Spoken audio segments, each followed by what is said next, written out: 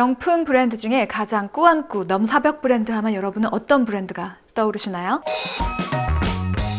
에르메스에서 어떤 아이템을 사면 평생 만족하면서 쓸 수 있을까요? 사실 나만 쓰고 낡아서 버리는 류의 브랜드가 아니죠. 이 브랜드는 내 딸까지 쓸 수 있어요. 손녀까지 쓸 수 있으려나? 그렇다면 에르메스에서 무엇을 사야 하는가? 이유라트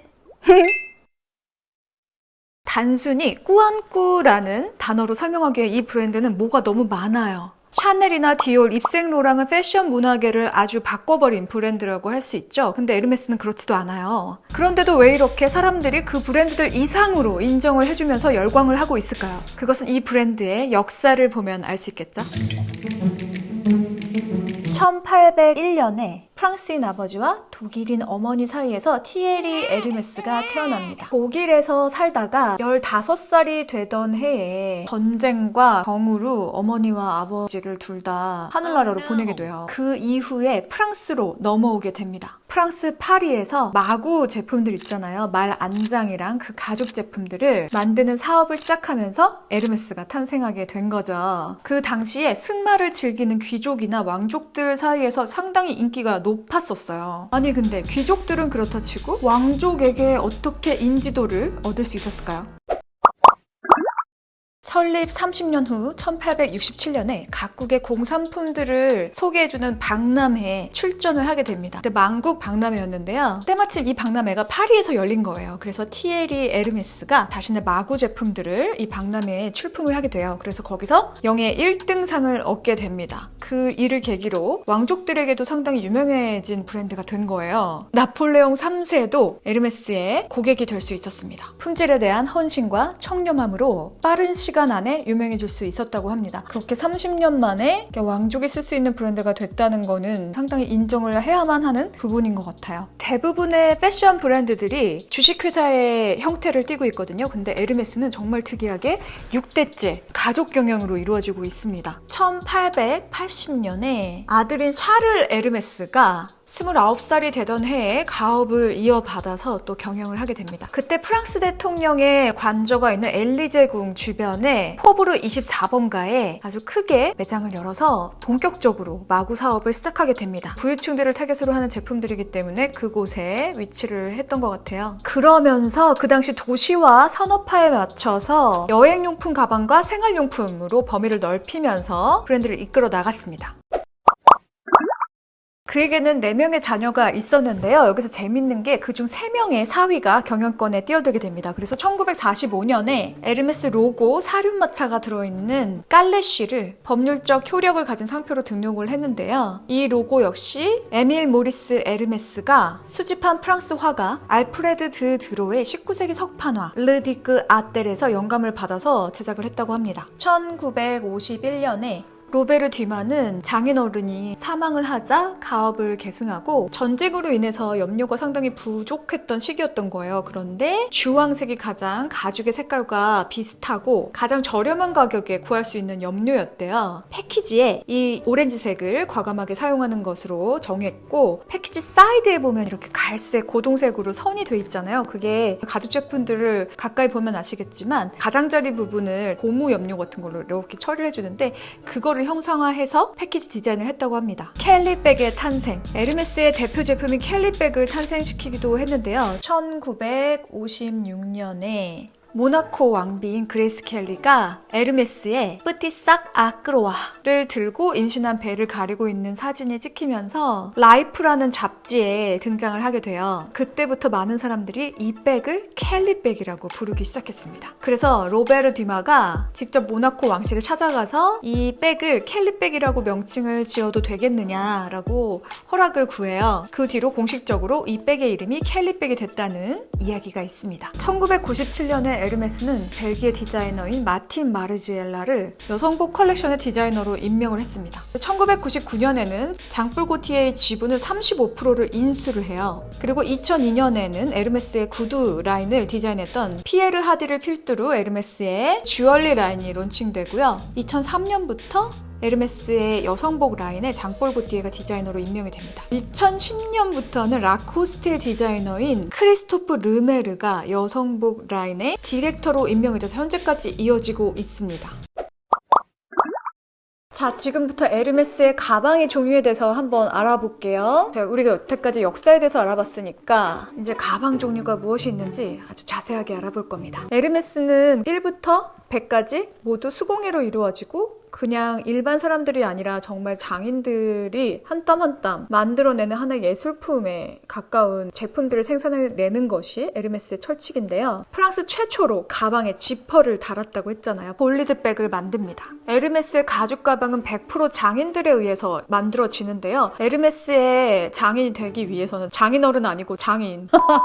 가죽 학교에서 3년 동안 수료를 해야 된다고 해요. 그 후에 2년 동안 또 아틀리에에서 수료 과정을 거쳐야 하지만 5년의 세월을 정말 열심히 배우고 숙련이 된 장인들만이 에르메스 가죽 가방을 만들 수 있는 거예요. 그래서 캘리백 하나를 만들려면 장인 한 명이 18시간 동안 제작을 해야 되고 버킨백 같은 경우는 22시간 동안 제작을 해야 완성이 된다고 합니다. 일주일에 2개도 채 완성이 되지 않는다고 해요. 제가 예전에 행사에 에르메스 장인들이 와서 시연하는 장면을 직접 가서 본 적이 있는데요. 하나의 가방을 한 명의 장인이 전체를 만들지 않고 부분 하나 안에서도 완벽하게 만든 부품들을 합쳐서 하나의 가방을 만들더라고요. 근데 그럼에도 불구하고 에르메스 재단에서는 그 장인들한테 새로 시도하는 제품들을 계속 만들 수 있게 독려를 한다고 합니다. 제가 저의 브랜드를 만들 때도 신념을 가지고 만들었잖아요. 공산품이나 아니면 판매하기 위해서 만드는 제품이 아니라 내가 하나의 예술작품을 만든다는 생각으로 하나하나 다 디자인해서 만든다고 말씀드렸었잖아요. 에르메스가 딱 그런 경영 철학을 가지고 있네요. 그래서 그 이후로 버킨백 같은 경우는 대기자의 이름을 올려도 1년이나 2년 후에 가방을 받을 수 있다고 합니다. 되게 또 신기한 게 있어. 캘리백.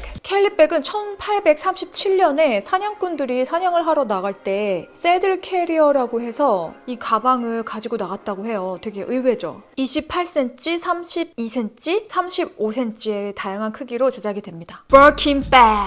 버킨백은 영국 출신의 모델이자 프랑스의 정말 유명한 음악가 겸 예술가인 세르즈 갱스부르의 전부인인 뭐가 이렇게 복잡해 제인 버킨의 이름을 따서 붙였다고 합니다. 비행기를 딱 타고 가는데 그 제인 버킨이 천으로 된 가방에 뭐 이렇게 막 많이 넣었는데 그거를 이렇게 쏟은 거예요. 그래서 5대 회장인 장 루이 디마가 그녀가 잘 가지고 다닐 수 있게 많은 것들을 넣을 수 있는 버킨백을 만들어서 그녀에게 선물을 했다고 합니다. 그래서 버킨백이라는 이름이 붙게 된 거예요. 버킨백은 25cm, 30cm, 35cm, 40cm 사이즈가 있습니다. 집시 에르백. 집시 에르백은 기존의 버킨백과 비슷한 디자인인데 거기 줄을 연결을 해서 크로스로 멜 수 있게 디자인된 제품이에요. 여성복 디자이너인 장폴 고티에에 의해서 디자인됐고요. 남성 사이즈로 좀 더 빅 사이즈도 남성들한테 상당히 인기가 많다고 합니다. 툴박스백.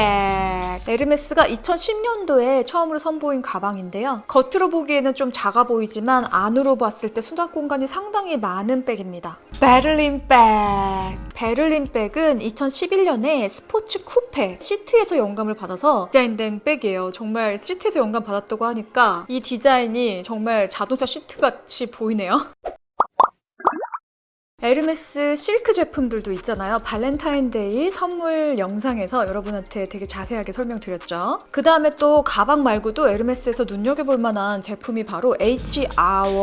에르메스 하우스 안에 디자이너가 여러 명이 있는데 그 중에 한 명인 필립 무케에 의해서 1996년에 탄생하게 된 시계인데요. H 로고를 겉에 이렇게 딱 배치를 해주고 안에 시계 내용물이 딱 들어가 있는 그 모습이 너무나 예쁩니다. 그리고 또 에르메스 하면은 가죽이 정말 컬러가 너무 예쁘잖아요. 여러 컬러로 실버, 골드 컬러로 골라서 자기가 매치할 수 있는데요. 근데 또 에르메스 특징이라는 게 자기가 갖고 싶다고 딱 원하는 조합을 가질 수는 없잖아요. 매장에 있는 것들 중에서 골라야 됩니다. 일상에서 차고 다니기에 너무나 괜찮은 시계입니다. 그래서 하나 갖고 싶네요.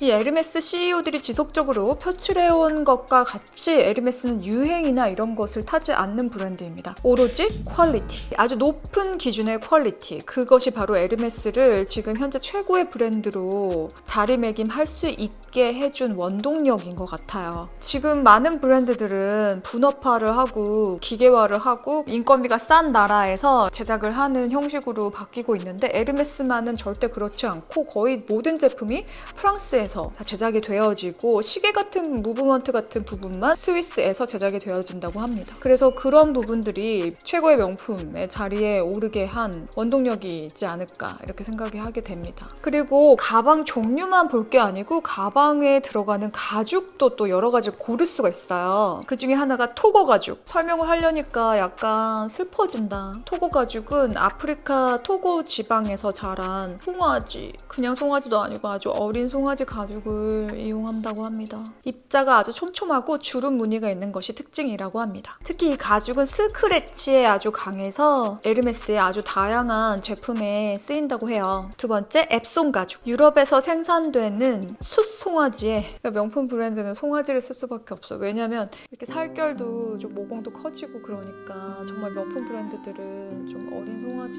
가죽을 써야 더 고급스러워 보이고, 그 숫송아지 가죽을 기계적으로 프레스로 쭉 눌러서 무늬를 만들어낸 가죽입니다. 그래서 스크래치나 물에도 강해가지고 젖은 수건으로 이렇게 닦아도 되는 가죽이라고 해요. 그리고 다른 가죽들보다 가벼워서 인기가 좋다고 합니다. 네곤다 가죽. 주로 가든 파티라는 가방에 쓰이는 가죽입니다. 수컷 송아지 가죽이고요. 매트한 질감이 특징이라고 해요. 약간 거칠면서 부드러운 매력이 있는 가죽입니다. 클레망스 가죽. 모공의 촘촘함이 좀 커요. 다른 가죽에 비해서. 그래서 되게 상당히 부드럽다고 해요. 그 대신 물이나 습기에 취약하고 크랙이 생길 수 있어서 관리하기가 조금 어려운 가죽이라고 합니다. 바레니아 가죽. 바레니아 가죽은 예전부터 말 안장에 쓰이던 가죽인데요. 매트한 질감으로 유분기가 있어서 촉촉하고 아주 부드러운 질감입니다. 물에 강해서 비 오는 날에도 쓸 수 있고 스크래치가 나면 손으로 이렇게 문지르면 스크래치가 없어지기도 한다고 해요. 제가 럭셔리 자취템에서 소개해드렸던 의자 있잖아요. 그 의자도 이 가죽으로 되어 있는 것 같아요. 복스 가죽. 광택을 띠면서 반질반질한 표면이 특징입니다.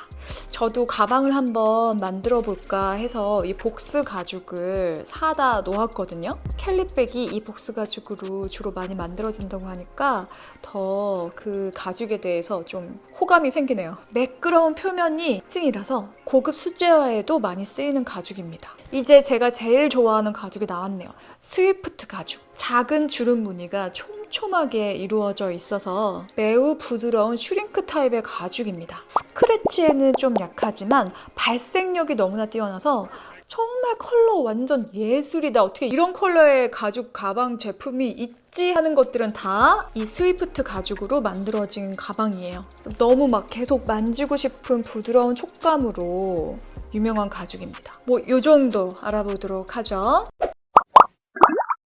이것 중에 자기가 고를 수가 있어요. 근데 주로 어떤 가방에 어떤 가죽을 주로 사용한다 뭐 이런 거 있는데 저는 버킨백이던 캘리백이던 저는 스위프트 가죽을 좀 더 선호를 하고요. 왜냐면 저는 컬러를 상당히 중요하게 생각하기 때문에 다루기가 너무 힘들 것 같은 점이 있지만 누가 에르메스 가방은 다 1000만 원이 넘어가는데 1000만 원도 훌쩍 넘어가죠. 그런데 이거를 평소에 그냥 뭐 일상에서 계속 들고 다니는 용의 가방은 아니잖아요. 그래서 아주 고이고이 잘 모셔두다가 마음 내키는 날 꺼내서 특별하게 들 수 있는 가방들이죠. 에르메스 정말 또 사고 싶은 카테고리가 바로 접시, 그릇들이거든요. 제가 찍어놓은 모델들이 몇 가지 있습니다. 상당히 너무나 다 예뻐요, 모델들이. 그래서 뭐 그런 그릇들을 사거나 아니면은 저 같은 경우에는 신발이나 벨트 뭐 이런 거. 근데 그거 살 때도 한 매장에서 사시는 게 좋고요. 그러면 이제 VIP가 되잖아요. 그 이후에 나 버킨백 좀 사고 싶은데 뭐 이렇게 얘기를 해두면 알맞은 것이 들어왔을 때 연락이 온다고 합니다. 우리나라에서는 그래서 한 번에 버킨백이나 캘리백을 구매할 수는 없고요. 해외에서는 좀 구매할 수 있는 매장들이 좀 있다고 해요. 뉴욕에도 있고. 그래서 이런 희소성 때문에 돈 있어도 못 사는 백으로 유명하죠. 그래서 사람들이 더더 돈 많은 사람들일수록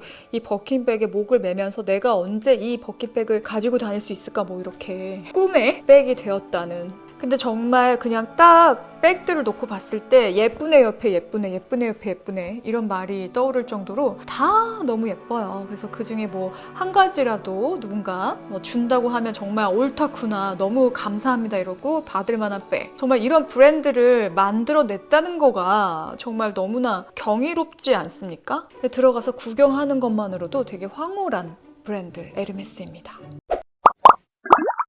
그래서 뭘 사야 하는가 이런 질문에 그릇들, 그리고 H아워 백들, 저 같은 경우는 그냥 이런저런 백 사느니 버킨백이나 캘리백. 캘리백은 약간 밴디랑 또 좀 비슷한 디자인이거든요. 그러니까 저는 그냥 버킨백으로 하겠습니다. 결론 버킨백, 스위프트 가죽으로 결론 내리겠습니다. 오늘도 예술이야. 오늘도 이유라트. 안녕. 이유라트.